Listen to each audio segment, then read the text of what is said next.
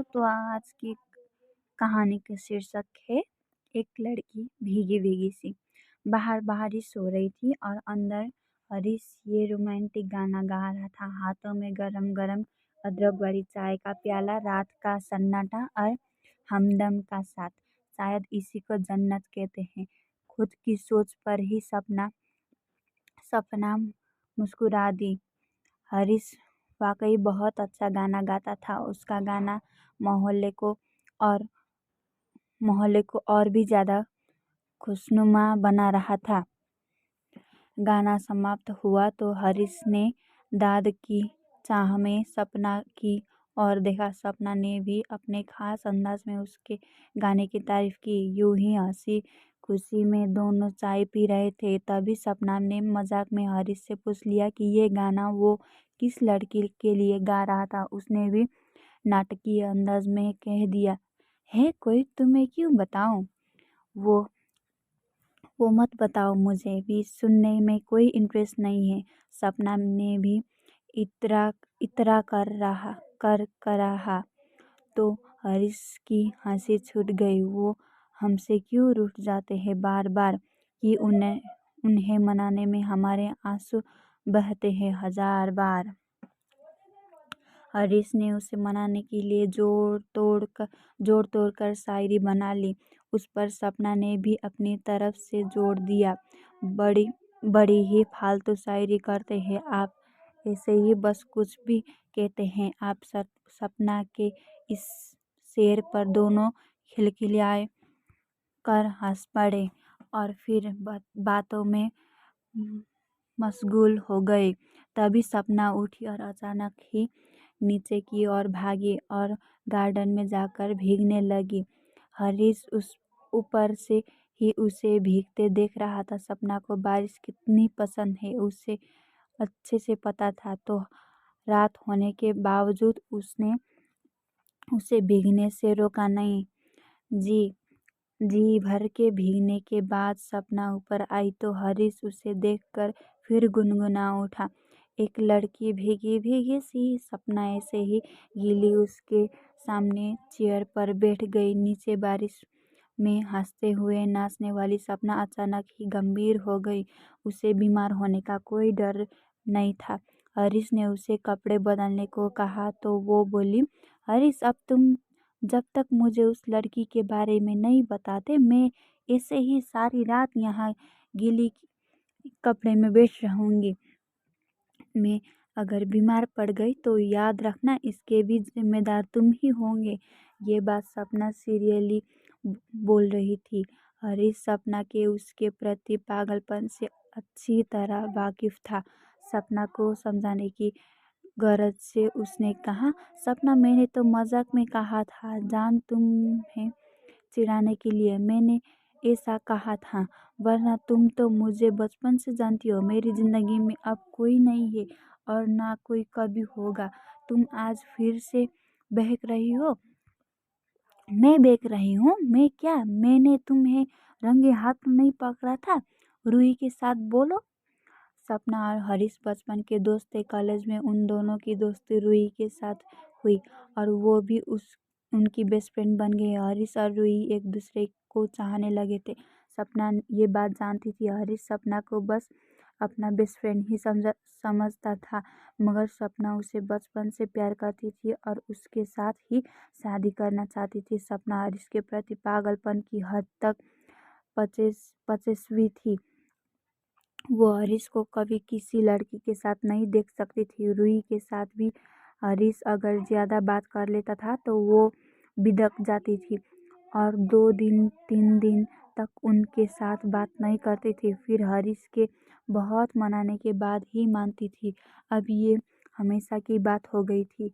रूही में सारी खूबियाँ होने के बावजूद हरीश के घर वालों उसे अपनी बहू नहीं बनाना चाहते थे, क्योंकि वो दूसरे समाज की थी। हरीश भी ये बात अच्छी तरह जानता था कि उसके परिवार वाले इस शादी के लिए कभी नहीं मानेंगे। रूही भी समझदार थी, इसलिए दोनों ने समझदारी दिखाते हुए अलग होने का फैसला कर लिया और सपना का रास्ता साफ हो गया। उसने साम दाम दंड और से हरीश से शादी रचा ली। शादी के बाद भी सपना का यही हाल था। वो बात बात पर हरीश पर शक करके उसे परेशान करती थी।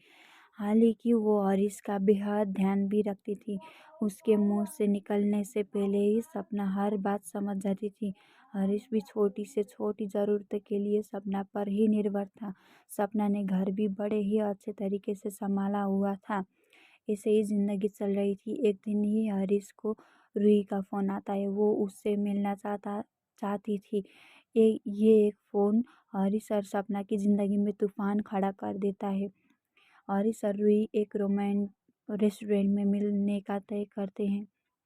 सपना के स्वभाव को देखते हुए दोनों सपना को कुछ भी नहीं बताते, मगर सपना ने किसी तरह दोनों की बात सुन ली थी, पर उसने हरीश पर ये जाहिर नहीं होने दिया। दूसरे दिन तेज बारिश हो रही थी। रविवार का दिन था, सो हरीश बहुत बहाने बनाकर घर से निकला था रूही से मिलने। उसके पीछे पीछे सपना भी निकल पड़ी। हरीश रूही के टेबल तक पहुंचा है और बारिश की वजह से थोड़ी गीली हो चुकी।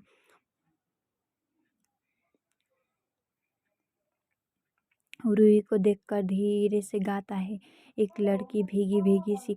तब तक सपना लापक कर वहां पहुंच जाती है और तमाशा खड़ा कर देती है। रूही और हरीश दोनों ही के लिए ये बहुत ही अनएक्सपेक्टेड था।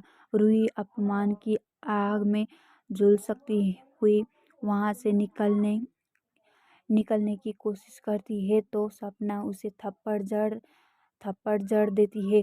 अब हरीश का भी संयम जवाब दे जाता है और वो भी सपना को थप्पड़ मार देता है। सपना भुनभुनाती हुई वहां से चली जाती है। रूही भी बिना कुछ कहे वहां से निकल जाती है और घर जाने की बजाय हरीश अपने फ्रेंड के घर चला जाता है। और यहाँ घर पर सपना खतरनाक कदम उठा चुकी थी। हरीश, बोलो कुछ है कुछ तुम्हारे पास बोलने के लिए? सपना की तेज आवाज से हरीश भूतकाल से निकलकर वर्तमान में आ जाता है। मैं तुम्हें तब भी समझाया था सपना, और आज भी वही बात कहूँगा कि तुम्हें बहुत बड़ी गलतफहमी हो गई थी। हम दोनों के बीच संबंध कब के ख़त्म हो चुके थे। वो सिर्फ एक फ्रेंडली मुलाकात थी। सिर्फ तुम्हारे सवालों से और पागलपन से बचने के लिए हमने तुम्हें नहीं बताया था। हर साल जब भी बरसात होती है तुम ये हरकत ज़रूर करती हो सपना। अब जब भी करो ये यार, 3 साल हो गए। अब बस भी करो यार, अब 3 साल हो गए हैं उस बात को। अब मैं तंग आ चुका हूँ तुमसे। हरीश ने कहा, मुझसे तंग आ गए हो ना, तो लो मुझे माँ, मैं जा रही हूँ और इस बार तो पक्का कभी भी नहीं आऊँगी दोबारा, देखना। तुम बुला बुला कर थक जाओगे पर मैं नहीं आऊँगी, सपना के गुस्से से कहा। तो सपना ने गुस्से में कहा, तो जाओ ना, किसी ने रोका है? हर बार यही कहती हो और फिर वापस आ जाती हो। इस बार नहीं आऊँगी कहते ही सपना ने बालकनी से छलांग लगा दी। सपना का शरीर नीचे निष्प्राण पड़ा था बारिश में भीगता हुआ। ठीक उसी दिन की तरह रेस्टोरेंट में से गुस्से में निकली सपना ने घर आकर आत्महत्या कर ली थी। हरीश के घर आने तक उसका शरीर ऐसा ही भीगता रहा। नौटंकीबाज कहीं की 6 साल से हर बार बारिश के मौसम में एक बार जरूर